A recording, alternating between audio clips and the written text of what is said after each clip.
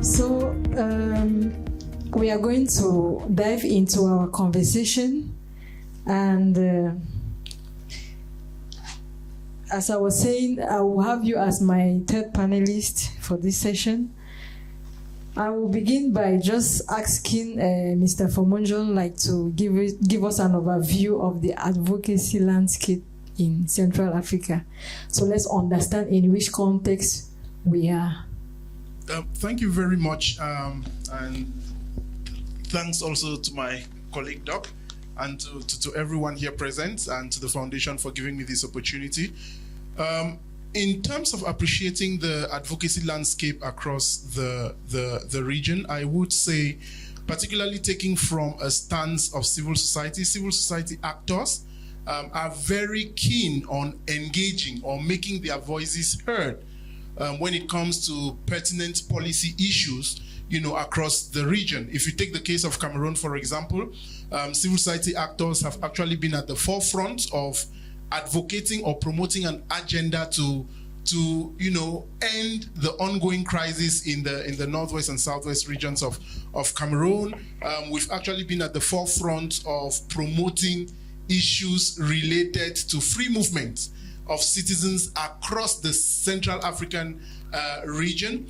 However, the extent to which our advocacy efforts have translated to progressive policies that positively affect the lives of every citizen is something that we are yet to see significant gains in that.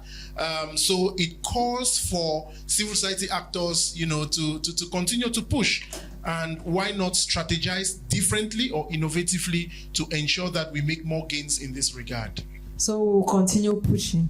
We will not be discouraged. Okay, now I will turn to Dr. Gatsi to explain to us. We are in an era where communication media have evolved much. So what's the place of the communication to drive impact as advocacy is concerned? Okay, thank you very much for giving me the floor.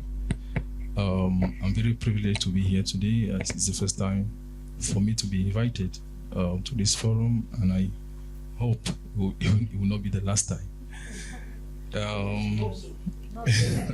It will not be the last time. Yes, communication plays a very important role in shaping policies, because sometimes think tanks and civil society organizations are more concentrated in, especially think tanks are more concentrated in carrying out research and publishing. But most of the times, when their publications and their findings are not disseminated through mass communication, they cannot really, give the impact which can be expected from them. But I want to talk about the general framework of policy advocacy in Central Africa with regard to the role that communication can actually play. To say that there are a lot of, factors that contribute in making communication not to play the role which can be expected to be played. And those factors are revolve around three elements. The first one is regulation. During his presentation, Barrister Bobala referred to the general framework as not being regulated. But from another angle, I personally refer to it as highly regulated, but with regard to mass communication and media. Regulated, highly regulated, and strictly regulated even. Why? Simply because when you look at our environment, you see that journalists, for example, are not totally free to say whatever they want to say. They are not totally to even engage into investigation that they want to engage in. And we all know that journalists have been prosecuted, have been arrested sometimes without due process, have been sent to prison, some of which have been died without their corpse having been, found many years after.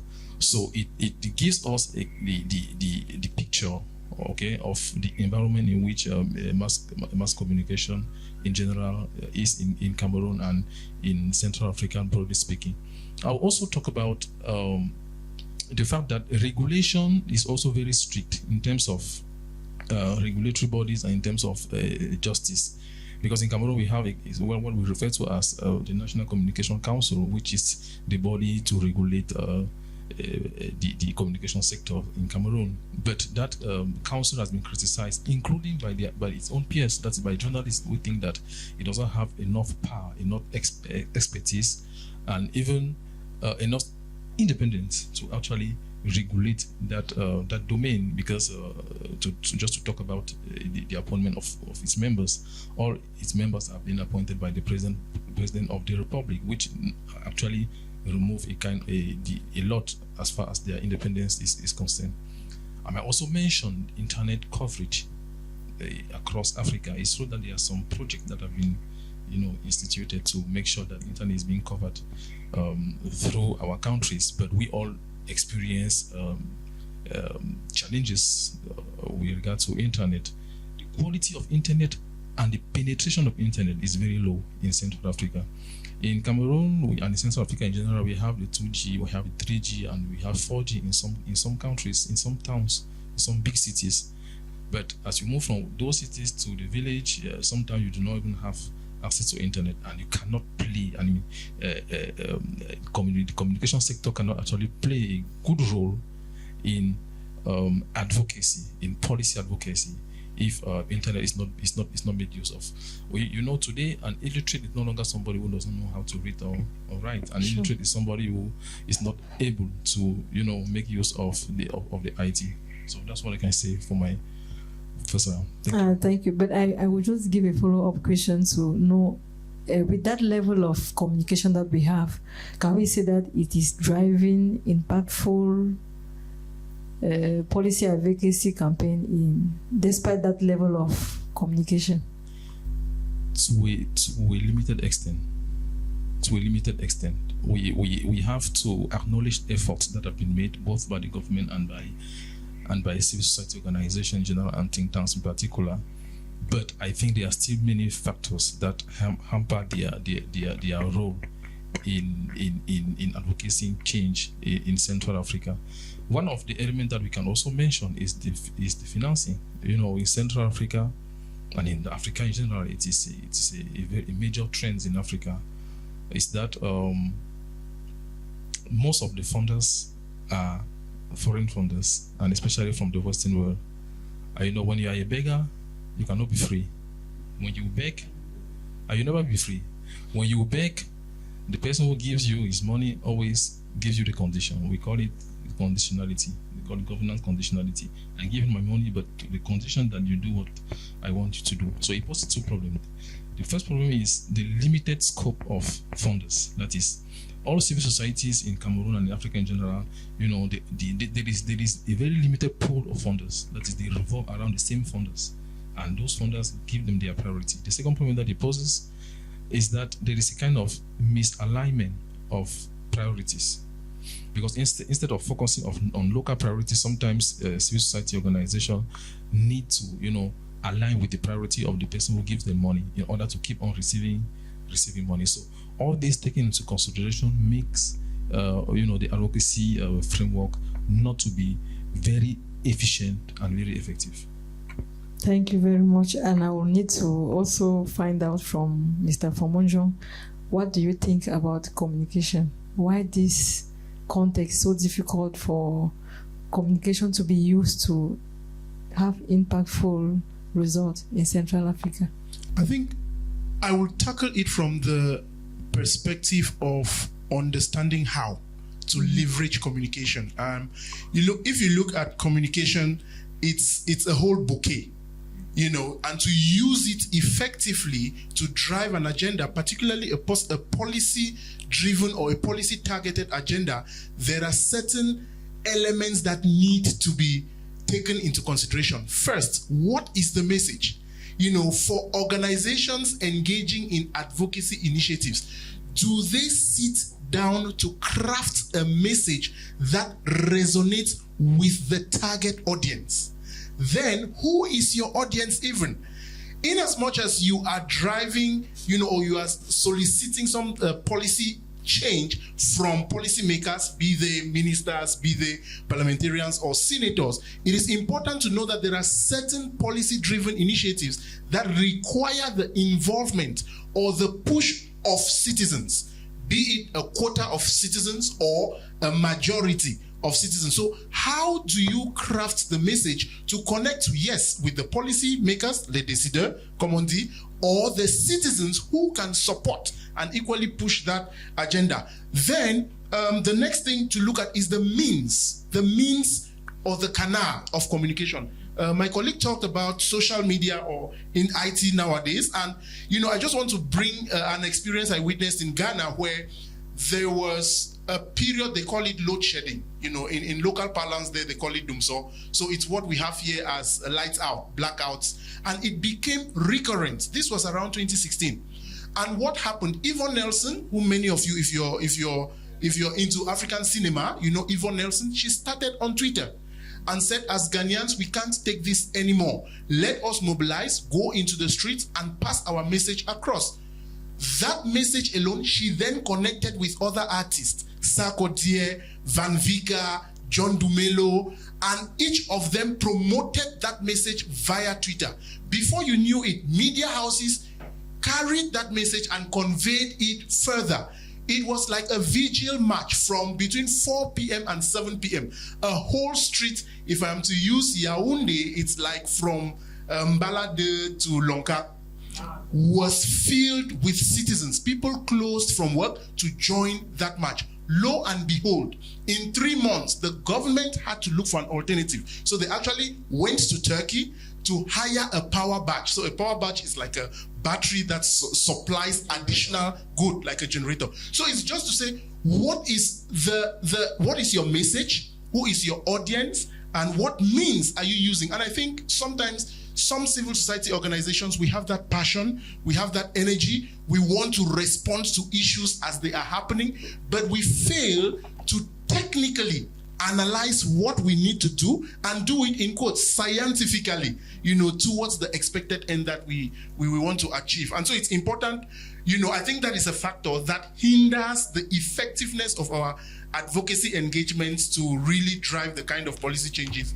we want. But I would like to come back to you, Mr. Fomonjon. When you were talking about the message, does it mean that think tanks and CSO, we don't have message?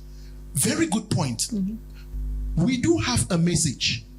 However, there is a message that will go to my 7-year-old son that may not resonate with Noran Foster, Honorable Noran Foster. So the key thing and take think tanks for example, we carry out brilliant pieces of research, 80 pages, 90 pages. From that, are we sharing that with Honorable Noran Foster? If I, who in quotes is a busy person, I sell tomatoes in Mokolo, and you want me to be part of that campaign, how is that 80-page report communicated with me in a way that I can forfeit my tomato selling to join in promoting an agenda that concerns me? So the key thing is, some may have the message, many don't. Let me not say some don't. Maybe explain what you mean by message. Maybe we should. The key thing is, what is the issue you want to drive at? And how do you package that issue in a way that is understood by respective audiences? And is there a call to action? Thank you very much. And even, what call to action? And is that call to action even realistic? So if we are saying we want to end the NOSO crisis now, is it realistic to end the NOSO crisis now? And to whom are you passing that message to? So the key thing is, even if you have that kind of message, you need to then decompose that message or define that message for specific audiences. If you want the media to follow you, how do you then tailor that end NOSO crisis now such that media practitioners will buy in, will align? If you're taking that to bike riders, how do you frame, do you need to even put it in high-level English, high-level French? Why not use Pidgin English? or franc anglais, may we work now for see how we will make Bamenda better again, you know. And sometimes we miss these things, and we carry out actions, sit down strikes, you know, dressing in black, but it does not impact or touch on the emotions or mindsets of those who need to either join or respond to such campaigns, because there are words, but it's not communicating significantly to a particular target audience. Now we understand. Message is very important. You can have the knowledge, but how do you transit that to your target audience? Now we'll proceed with the doctor, and I'm going to ask, like, in the context of Central Africa, we have seen this disparity. It seems like in the Central Africa sub-region, that impact is still very weak. So what do you think that explains the weaknesses when it comes to advocacy? Alors, I will switch to French. Je pense que il y a plusieurs facteurs qui peuvent expliquer ce retard de l'Afrique centrale dans le policy advocacy. Alors, le premier facteur, c'est d'abord ce que je vais appeler la restriction de l'espace civique. On le dit depuis hier et on le dira jamais assez. L'espace civique dans nos pays de l'Afrique centrale est extrêmement réduit, ce qui empêche un débat constructif, ce qui empêche même de se pencher sur des questions essentielles. Parce que il y a toujours un moulinex qui est prêt à broyer, et il y a toujours une sorte d'épée de Damoclès qui plane sur la tête de tous ceux qui peuvent, n'est-ce pas, s'engager sur des chantiers, sur des projets qui sont considérés comme étant des projets sensibles. Et donc, cela a un impact sur l'efficacité des think tanks parce que, eh bien, les think tanks, voyant cette pression qu'on leur met, font souvent ce qu'on appelle l'autocensure, c'est-à-dire que ils s'empêchent eux-mêmes, n'est-ce pas, de s'engager sur des chantiers qu'ils savent que leurs droits seront frappés. Donc il y a cela qui est important, mais il y a également la question du financement. Nous l'avons dit ici, c'est la question du financement, et je pense que c'est une question qui est assez importante pour qu'on revienne là-dessus. Le financement est d'abord réduit parce que les pôles, l'assiette de financement comprend un nombre limité de bailleurs de fonds. Les bailleurs de fonds sont pratiquement les mêmes. Vous tournez là, ce sont pratiquement les mêmes qui reviennent. Et ça fait en sorte donc que les think tanks sont un peu limités dans les choix qui s'offrent à eux. Et même lorsque vous allez vers un financeur, alors je l'ai dit, il vous donne la conditionnalité démocratique, je vous donne l'argent, mais à condition que vous fassiez telle chose. Ça fait en sorte donc qu'il n'y a pas alignement entre les volontés, les besoins locaux, n'est-ce pas, et les volontés du financeur. Et toujours sur la question du financement, il y a la question de l'autonomie de financement, parce que nous voyons que 90%, peut-être que je suis modeste en prononçant ce chiffre-là, des financements viennent de l'étranger. Nous devons être en mesure de développer notre propre financement local. Être en mesure de développer notre propre financement local. Qu'il s'agisse de financement public, c'est-à-dire de l'État, ou alors de financement du secteur privé. Parce que le secteur privé est également une autre niche possible de financement. Mais ce que nous observons en Afrique centrale, c'est que le secteur privé ne veut pas trop se mouiller, il ne veut pas trop dépenser. Il y a une idée encore très embryonnaire de ce qu'on appelle le corporate social responsibility, c'est-à-dire qu'il ne s'estime pas obligé, n'est-ce pas, de s'investir dans le changement, la transformation sociale. Et ça, c'est un problème qu'il faut également adresser. Je pense que les médias également ont leur rôle à jouer.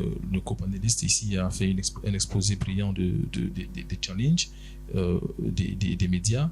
Les médias sont également très peu financés et souvent ils sont des vendeurs. Ils offrent des services au plus offrant, tout simplement. C'est-à-dire qu'il n'y a pas d'indépendance, ils vivent très peu de publicité, etc. Mais il y a également le fait qu'il y a une sorte de manque de collaboration constructive entre les think tanks et les personnels de la communication.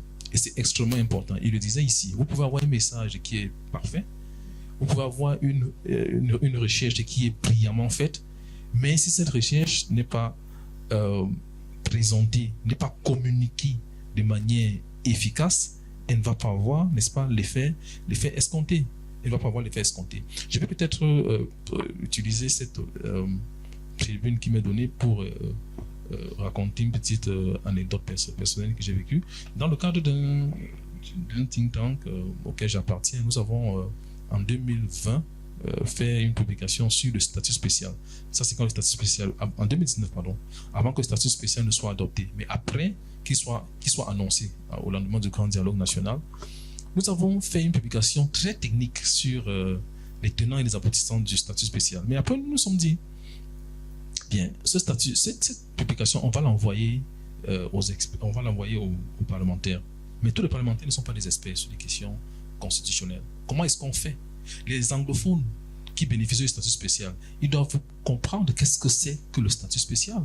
Et si on leur donne ce papier de 60 pages, ils ne pourront pas l'assimiler, ils ne pourront pas le consommer. Et on a donc pris la décision, dans le cadre de ce projet-là, de refaire un petit papier de 7 pages, écrit en langage simple, en termes de questions. On a fait 10 questions. Qu'est-ce que le statut spécial? Comment est-ce que le statut spécial est différent du régime unitaire? Quelles sont les particularités du statut spécial? On les répondait de manière straightforward, as we say in English. Donc, et là, le message apporté. Et aux parlementaires qui étaient nos intermédiaires, on leur a donné les deux versions, c'est-à-dire la version complète et la version allégée. Et je pense que le message apporté. Donc, on doit pouvoir, pour revenir à ce qu'il a dit, on doit pouvoir tailler la communication, n'est-ce pas, à l'image de celui à qui on l'envoie. Merci beaucoup pour cette intervention. Nous retenons un espace civique réduit et problème d'autonomie financière.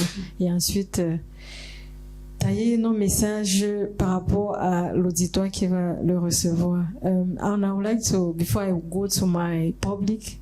And perhaps, please, if I may complete my answer, I will also say that think tanks and civil society themselves have some, how can I put it, element that can actually prevent them from being very effective and efficient. Because, you know, when you are advocating for change, you should be the proof of change itself. You should be the proof of change yourself. Because if you are criticizing the government for doing something and you are doing the same thing that the government does, you lack legitimacy to speak. And within the framework of civil society organization and think tank, they are what they call as black sheep. That is, people who do not respect the deontology to act in terms of transparency, in terms of accountability, in terms of conflict of interest, and so on. That is something that also needs to be addressed for civil society organization in general and think tank in particular to be able to speak and to stand their feet. Thank you very much. As I was saying before we go to our participants, I would like to ask Mr. Fomonjon, I know you have some experience with the West Africans. Is it the same thing, what we are experiencing here in Central Africa regarding the communication not having impact? Are we having the same experience? Well, if we are saying West Africa, that's really too huge. Permit me to limit my response to Ghana, where I have some degree of appreciation, and I would say no. In Ghana, I think they are very much advanced, and if you take think tanks actors, let me take Bright Simmons. I'm sure some of you would know Bright Simmons, Franklin Kujo of Imani, Ghana. The interesting thing they do is they produce these policy papers, policy statements, research outputs, but they are very excellent in simplifying that to Facebook language. They are very excellent at that. And so I may not be interested in reading the 35-page report, but spending 5 minutes to engage on his Facebook posts and the 183 comments that follow with that gives me sufficient interactive appreciation of the issue. And the interesting thing with that is that I have seen in different governments, so you have two predominant parties, political parties in ruling Ghana, the NPP, National Patriotic Party, and the NDC, National Democratic Congress. You know, they take turns one after the other. But the interesting thing is, irrespective of the government, I have seen instances where the positions of Imani Ghana, and I'm using the case of Imani Ghana, have been taken into consideration by Parliament, has been taken into consideration by the President to actually push reflections around that particular issue. For example, when the NPP was designing a position on Ghana beyond aid, Imani actually put out a position on how that can be possible, and said it's a long-term dream, And the interesting thing is he was co-opted to come into the committee that then shaped that agenda, even though he stepped out of it because he started taking a political undertone, because people saw him as siding, with the government in question. But the thing is, to an extent, there is some degree of advancement in the way think tanks, some CSOs, they share their perspectives, they contribute to policy issues, they engage in advocacy issues, and how that is then it then feeds into policy processes, even if it takes long for the change to actually occur. But there is some degree of advancement, and I think think tanks, organizations in Central Africa can learn from that case. But I just wanted to add to the previous points that my colleague shared around some of the, I think the question was around the challenges or, the CSOs or think tanks face. I think one thing is around working in silos. And I must say, sometimes sitting in Ghana, I am taken over the moon by the great work that the Foretia Foundation is doing, reading all those policy pieces, having all those engagements, having a huge knowledge repertoire. I first went to Ghana in 2009, and so I've spent a lot of my time in civil society in Ghana and West Africa, and Central Africa and Cameroon in particular was like a dark space. You will hear there are civil society organizations, there are civil society organizations, but little is coming to the forefront. Not because they are not really doing much, but, I will publish something in January. The next publication on my Facebook page will come in March. The next one will come in April. The next one will come in September. So you can't see consistency in engagement, But my fundamental question is, yes, the Foretia Foundation, the Kafu Policy Institute, they are spending the volumes of time to think about these issues, share policy recommendations. How is my organization in Boya taking one of those recommendations to do what? Implement, to engage on them. It seems I rather want to go and carry out my own research. Let it be the Jim Foundation research. Then before it means I've spoken. So we see ourselves working in silos. And you talked about the issue of, how do you call it? Movement. Challenges with movement in Central Africa. We are the worst region when it comes to movement in our sub-region. I know a business guy who used to sell bedsheets, and he says before he goes to Equatorial Guinea, before getting to the border, he has to use, roads in the forest, because he doesn't want to go by the main road. The controls, the customs, the money you'll be giving. But the key thing is, the Foretia Foundation had actually put out pieces of videos on the experiences of Nigerian businessmen or people doing business along the Cameroon-Nigeria route. Who is taking that up? How can we build with Wodemaya? How can we build with Africans Rising? These are people who are equally promoting the agenda of free movement. How are we coming together to see that our unique strengths, our positive forces are put together to create a balloon effect in terms of promoting free movement, in the region? Because I think we are really lagging. And when you look at East Africa, Namibia, Botswana, there people travel with ID cards. You go to West Africa to move from Cote d'Ivoire to Senegal, it's with your ID card. But if I want to move even from here to Nigeria, they will take my passport, turn it left, right, center, scan, take my fingerprints, and so on. Who are we killing with all of this? But the key thing is, as civil society organizations, how can we come together? How can we work with think tanks? Give think tanks this space. Let them continue thinking for us. Then we act on the outcome of their thoughts. I think with that, we can fast track the kind of impact we want to create in terms of influencing. Yeah, thank you for speaking for Kafu Policy Institute. But I will still ask you a question regarding Imani. Yeah, you said some of their recommendations were considered. What is that difference that make the government to consider them? We have been writing, you say CAFO have been writing, but lists have been implemented. So what's making the difference? I think that's a very good question, and I almost posed this question, to one of the plenary panels. I think he raised it in terms of the unenabling environment. I think we work in an authoritarian regime, and that comes to the way I've been thinking about it. I don't want to call names, but say Honorable Minister Jim Chick thinks he knows it all, and I think it is my ministry that has to provide the solutions for my people. I fail to take into consideration the great works of academics. I fail to take into consideration the perspectives of think tanks, to enrich, to spice up, the actions, build up the actions that we want to make for Cameroonian citizens. The last time I took interest in the budget presentation of this country was a long time ago. And one of the fundamental reasons was because in the days of Aman Adama, Minister of Basic Education, I observed between 2006 and 2008 that her budget was bloating. Yet, nobody was questioning the added value of the increments. And yet, the quality of infrastructure in basic education was not improving, at least in some of the regions I visited.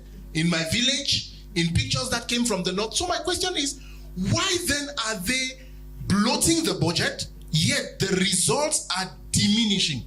And I think the point that is raising is, how can we find ways of penetrating these policy-making spaces in very subtle ways? And I would use the words of the ambassador, behind closed doors, to even beg, plead with them, listen to us.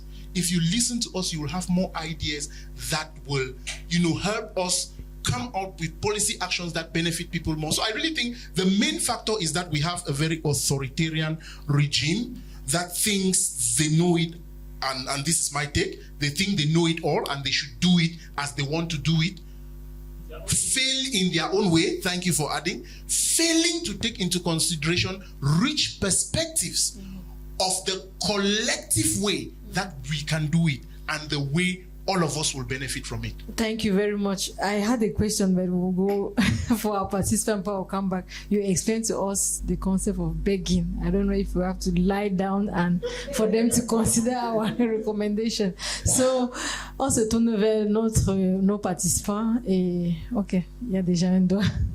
Thank you. My name is Minen Pongwe. I'm also a communications expert and I've worked in Ghana. So I just want to say that I feel like what is killing us in Central Africa is lack of partnership and collaboration. And I also feel like we don't also want to give people their credit. Because, for example, Ngafo is doing a great job. But trust me, I was really surprised yesterday when I realized that all the things they posted on Instagram was the same with Facebook, the same with Instagram, with LinkedIn, the same with X. And I'm like, how do they expect someone on Facebook to understand all these things? So you guys have communication experts here. They are good, they are bilingual, but I don't think that they are specialized in telling stories. They are specialized in simplifying those complex issues to make people understand what you're doing in order to get involved. Because people cannot actually take action if they don't understand what you're communicating.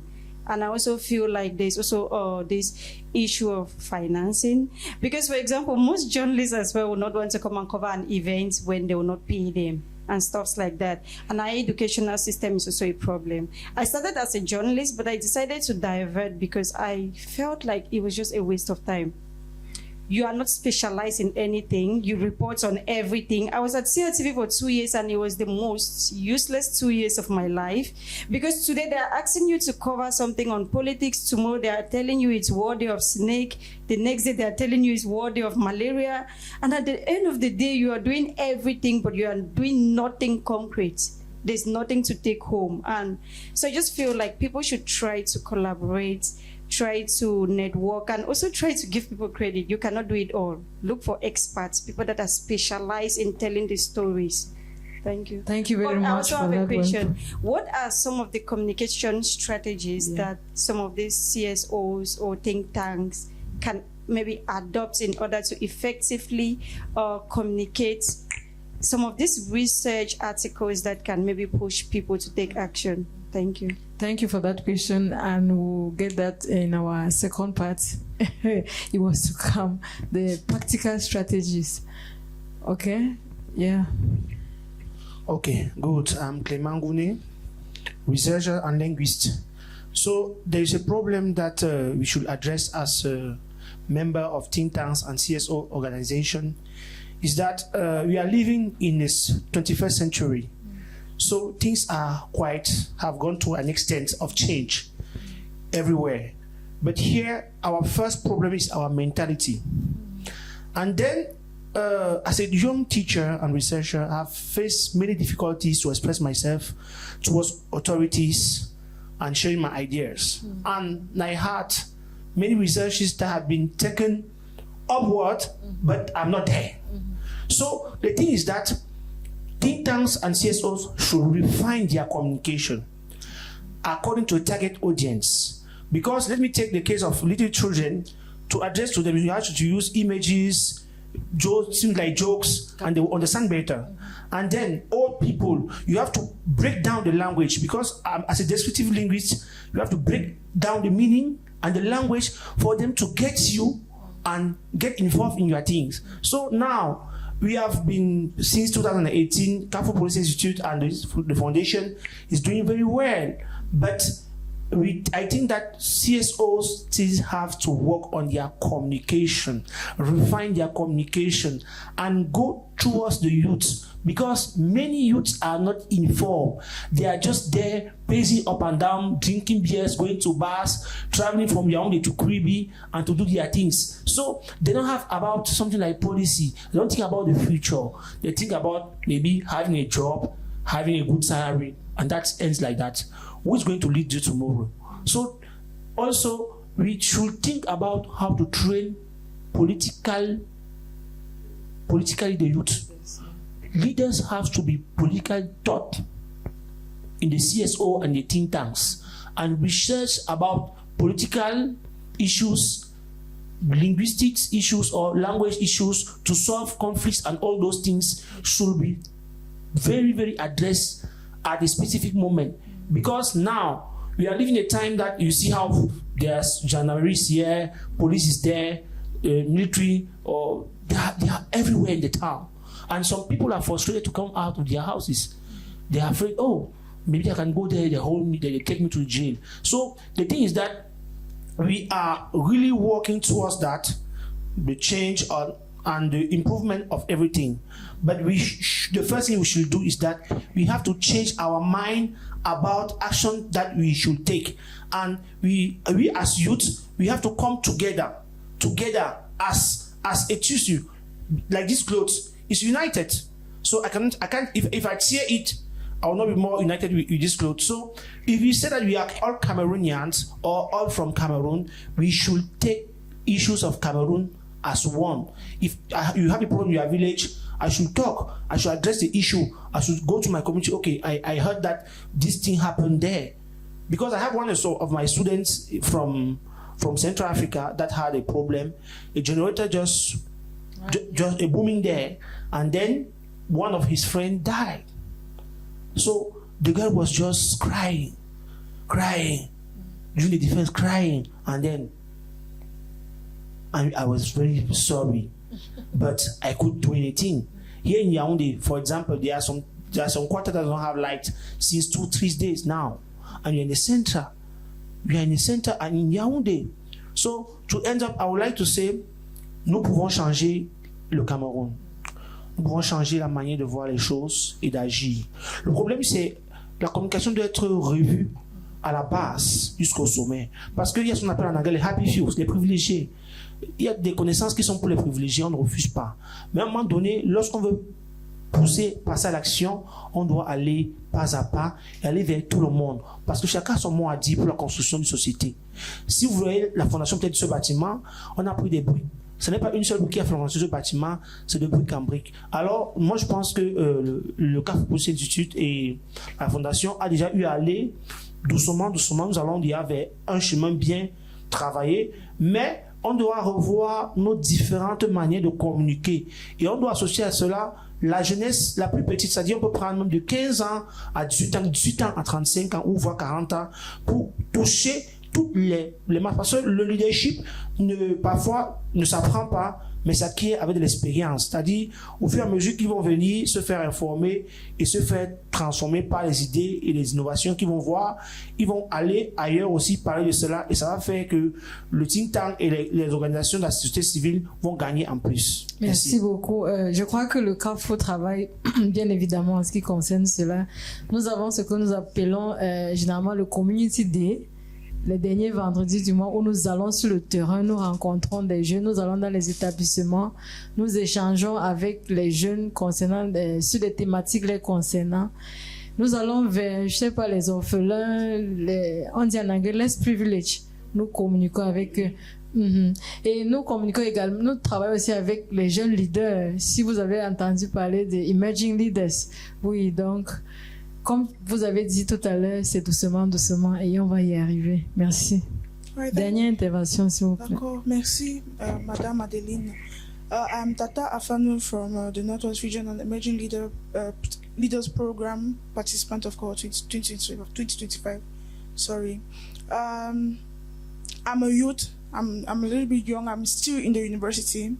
I have a class of more than 400 nurses. We are nurses, more than 400 of us, and just not up to 15 or 20 of us are involved into any social impact.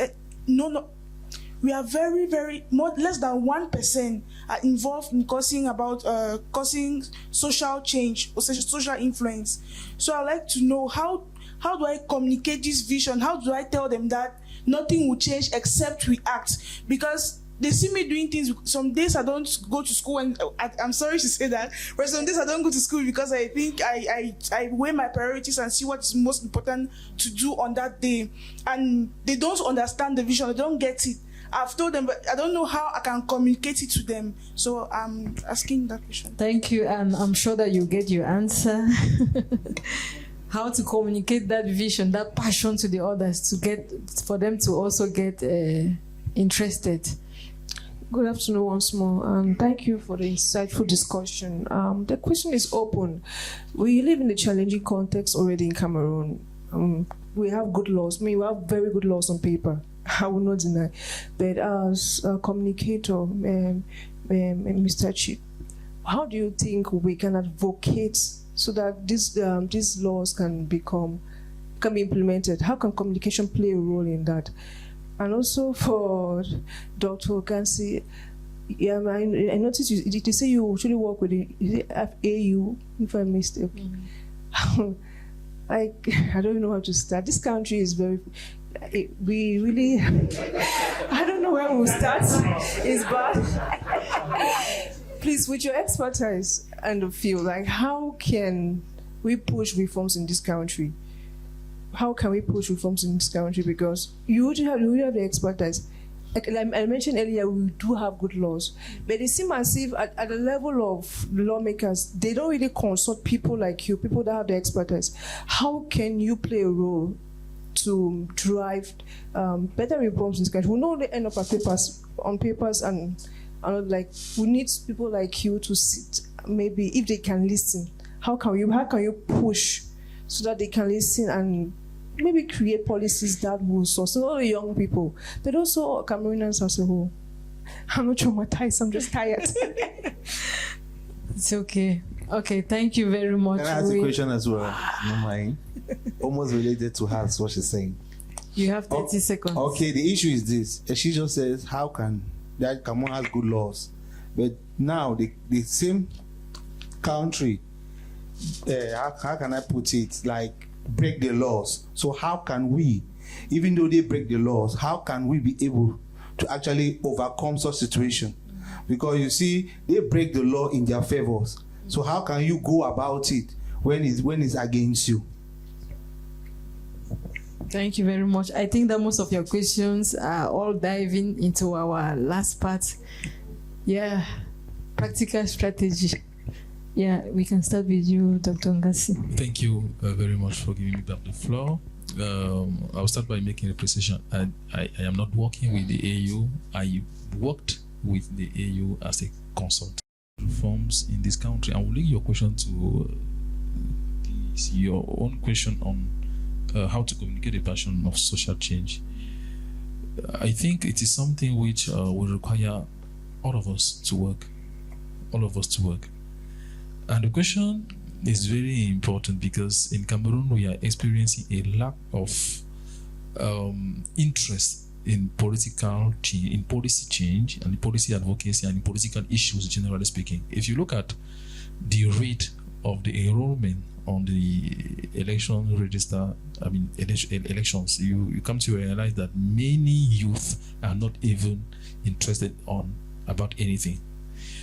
So far, EDECAM has announced less than 8 million. They announced 8 million, but that is prior to the cleaning of the register. So upon cleaning, it will be less than 8 million of Cameroonians who have actually registered on electoral rolls. And to me, 8 million is 2 times less than Cameroon can have, and it's even less than 2 times less than what Cameroon can have. So it gives us a broad picture on how Cameroonians are no longer interested in anything, and it is one of our main chantier. It is one of our main chantier. We should be able to work on that, and working on that is simply making it as a priority. Making it as a priority both for government and for civil society organizations. I think civil society organizations should make sure to direct their energy towards making the youth and Cameroonian in general to be interested on what we call the res publica. Because sometimes now Cameroonians say their shows is their thing. It's like when Cameroonians speak about Cameroon, it's like they are speaking about another countries. Yes, it's like they are no longer in their own countries, and I think it should be one of our priority as think tanks, as civil society organization, as the government, to make sure that Cameroonians actually regain interest in their own things. When you say regain, how can that be done, like in a practical way? That's why I'm saying that it should be a priority. That is, civil society organization should make it a priority. That is kind of in their agendas, yeah, of course, in their agenda and in their funding as well. Okay. That is, carry out census, carry out a campaign of sensitization to make Cameroonians understand that. And I think it is this type of close sensitization that's going to pay off. Yeah. Thanks. Okay. Now we'll turn to Mr. Fomonjo. Once you are answering some questions and you come back on the issue of pleading. Maybe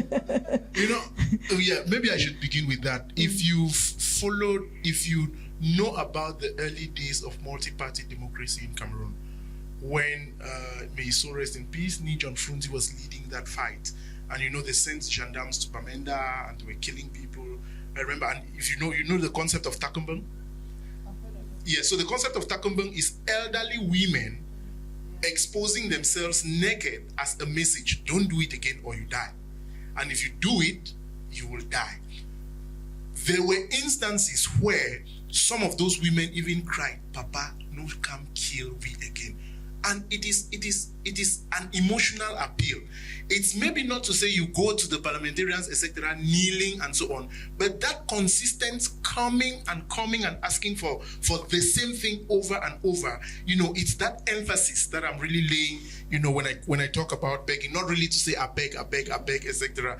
But coming to some of the important questions, and thank you all for asking the questions you asked about what are some of the communication strategies, to effectively communicate research, and to take action. Maybe just to create a quick distinction. What is a strategy versus what is a tactic? So a tactic is a technique within a strategy. It's a method, is one of the methods you use to achieve a strategic objective. So the strategy is the overall, it has the vision, what do you want to achieve in the long term, what are the objectives you want to achieve, and for each of those objectives, what will you be doing? Will you write a policy paper? Will you have a press briefing? Will you have a sit-down strike? Will you have a dress in black? Will you visit a parliamentarian? Now, these specific actions are now tactics that you use. And just highlighting, it's important that advocates, think tanks, organizations, they should define that roadmap clearly. Because if you define that roadmap clearly, you will even know the role of a policy brief in that agenda and who can help you accompany that. And now when you have the policy brief, I think that other tactics that could be innovative that we can employ, leveraging influencers, and permit me to just call some of these names. Different people have different moral affiliations to specific social media influencers in particular. If you take somebody like CG, I think some of you know him, Auntie Feli, Caro, Copies. Whom among them can help you promote that message and take that message to the audience that you want? In certain instances, it could be the musicians. You could leverage your musicians. In certain instances, it could be footballers. So it's important to deploy all of this. Then another technique that we can deploy is storytelling. So from a beautiful policy brief, go to artists who are good with, in French they say le conte, le quoi? Le conteur. People who are good in oral presentations, who can take a policy brief of say 15 pages and give you a 3-minute poetic account of that. How can we leverage those so that we simplify? What about drama? Using drama and developing skits, to simplify these messages and win the buy-in and attention of different stakeholders. There are all different types. Different types. I remember when I was in the university, there was Canal 2. There used to be this guy Masayako. They would go with a Canal 2 van to Makepe, and there will be Yahoo. But they will be asking important questions. Who is the president of Cameroon? How many parliamentarians do we have? And you will be seeing young children participating in those things. How can we be innovative? Look, our culture, our way of doing is more of word of mouth, oral history. In as much as we have the text, long video documentaries of 30 pages, it is important to remember that we love oral. I like to meet with you and we discuss maybe over Yahoo, over Kamle, etc. How can we be innovative in deploying these techniques that have been seen to be successful to promote such agendas that we have? And I think it will help in raising that awareness. And another thing with regards to that is for us young people, and I hear I'm using my football age. I often say that. Tell your story. In Pidgin, we say, if you no clap for your juju, no man no go clap for that juju for you. And you made an important statement that you carry out research and you see the research being used at the top there without you being there. Capture that success and tell it as your own. The more you do that on LinkedIn, on Facebook, before you know, Cameroon Feeling will invite you for a discussion. And some of us, when you go to CRTV, it's a highlight of your career, and your friends will start saying, wow, so this thing can take you far and they can take interest. So let's tell our stories, because those stories can take us to spaces that will win the attention of the rather docile citizens to start taking interest in some of these things that we are pushing for. And in terms of advocating, making the laws to be implemented, I think one, knowing the laws, and how, if we know the laws, how do we simplify for others to know those laws? And I remember recently, I think in Boy, I saw that on social media, some police officers harassed a citizen, collected his money from his mobile money account, and he reported it to a lawyer. And the lawyer actually took the case now to the head office, to the police station, and reported it, and that money was regained. A similar thing happened in Bamenda. The key thing is sometimes as victims, we stay in our victimized positions and we don't seek for help from those who may be there waiting for us to come.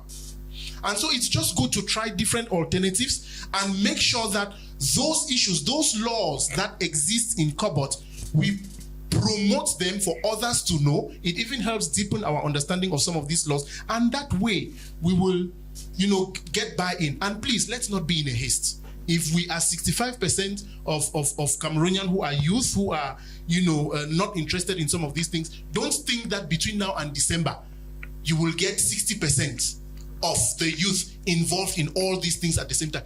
It is a gradual journey. Advocacy efforts take time. So be consistent. That is the message. Don't do a one-off action. Go to CRTV, have a press briefing, and think that you've done it. Be consistent over 5 years, over 10 years, because it needs a long time for mindsets to shift to the direction that we want. Thank you. Thank you very much. Be consistent. We will take a last hand before coming to our panel for their last recommendation.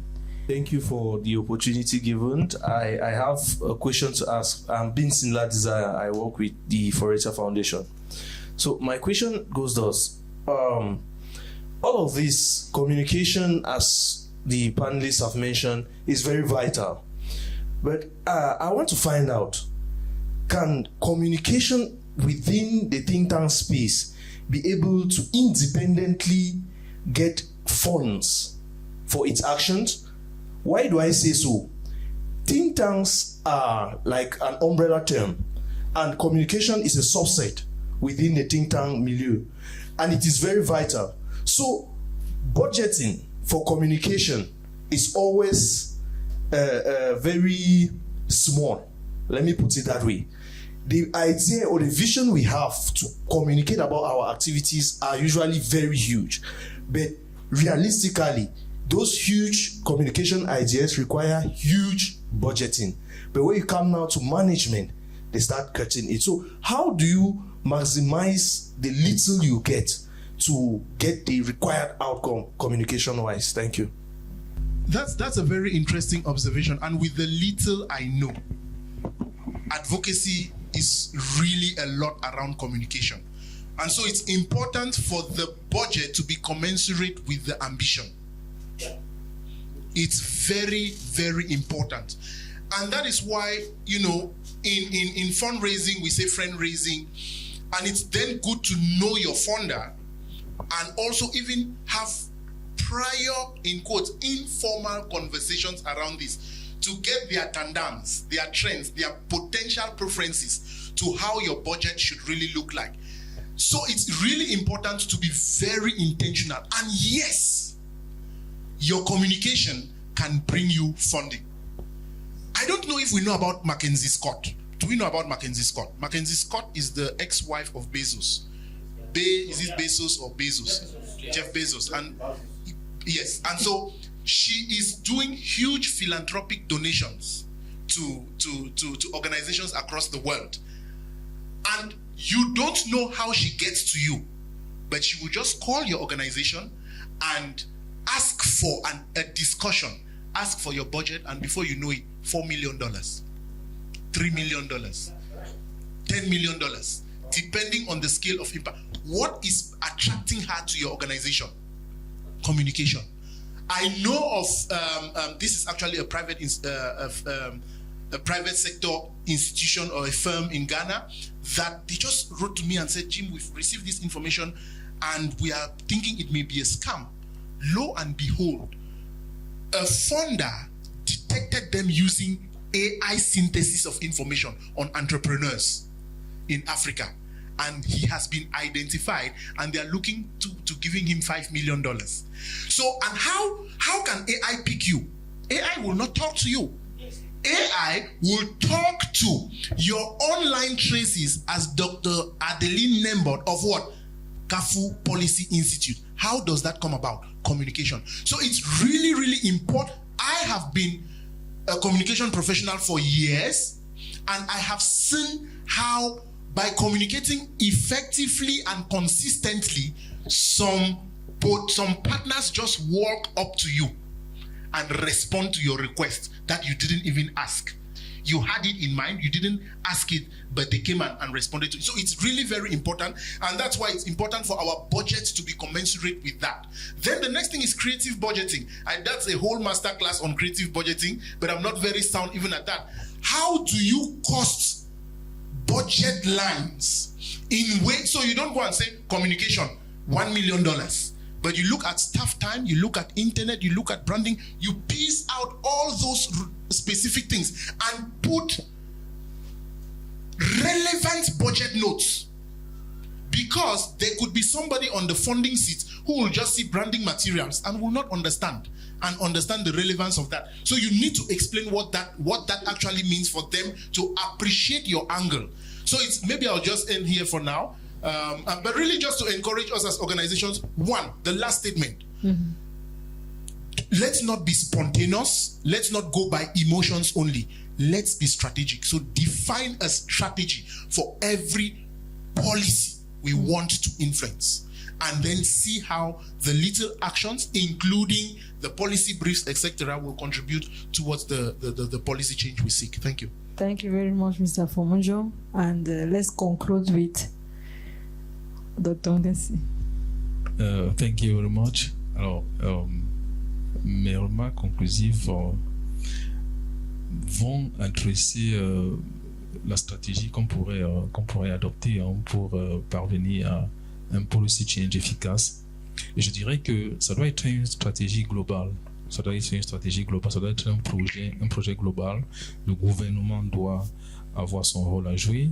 La société civile elle-même doit avoir son rôle à jouer. Et peut-être sur la société civile et les think tanks en particulier, lorsque j'ai reçu l'invitation, très rapidement,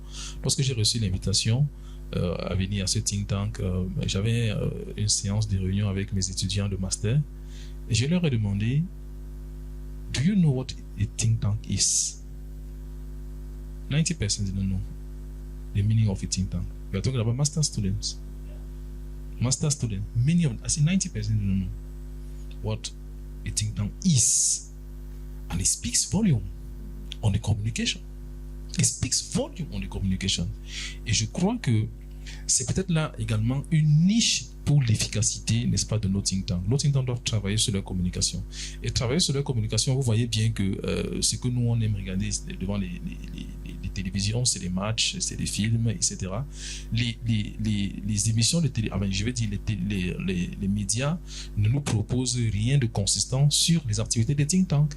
Parce que ça ne traîne pas des foules, parce que ça ne traîne pas de l'audimat, parce que ça ne traîne pas, n'est-ce pas, des personnes. Il faut que nous travaillions là-dessus, que chacun joue son rôle, que les médias jouent le rôle qui est le leur, que la société civile joue le rôle qui est le leur, mais que la société civile se regarde également dans un miroir et travaille, n'est-ce pas, à améliorer sa visibilité, améliorer son efficacité, mais aussi améliorer la façon dont est-ce qu'on l'aperçoit, cette société civile, pour pouvoir, n'est-ce pas, avoir la légitimité de parler au gouvernement, parce que vous ne pouvez pas parler au gouvernement lorsque vous avez vous-même les mains sales. Lorsque vous avez vous-même les mains sales, votre message ne passe pas. Et la dernière chose que je veux dire, c'est également la collaboration avec le gouvernement. Et je pense que la société civile et les think tanks en particulier gagneraient à, n'est-ce pas, collaborer avec les pouvoirs publics de manière permanente et de manière consistante, c'est-à-dire introduire les pouvoirs publics au début de leur projet et, update les pouvoirs publics sur l'avancement. Ça crée la confiance mutuelle. Lorsque vous incluez les pouvoirs publics, n'est-ce pas, dans vos projets, les pouvoirs publics savent que vous n'avez rien à cacher. Et généralement, je me dis, souvent, une mauvaise décision bien expliquée est mieux acceptée qu'une bonne décision qui n'est pas expliquée. Si je viens, je vous dis, voilà une bonne décision que je vous impose, par réflexe, vous pouvez dire, mais pourquoi vous me l'imposez? Je rejette la décision que vous me donnez. Mais une mauvaise décision qui est bien expliquée peut pouvoir passer. Donc, ça veut dire que la collaboration est pour moi une clé essentielle, n'est-ce pas, pour pouvoir permettre, n'est-ce pas, au think tank de jouer le rôle qui est le leur dans le policy advocacy. Merci beaucoup pour ces recommandations. Merci, mesdames et messieurs, pour votre patience. Ça a été très participatif et nous avons gagné beaucoup d'informations, et je crois aussi au niveau d'un CAFO nous avons gagné des recommandations que nous-mêmes nous allons accroître notre visibilité, être consistants et collaborer également avec non seulement les médias mais également avec le gouvernement. Donc merci pour votre attention. Merci également à Mr. Fomonjo et Dr. Ngassi et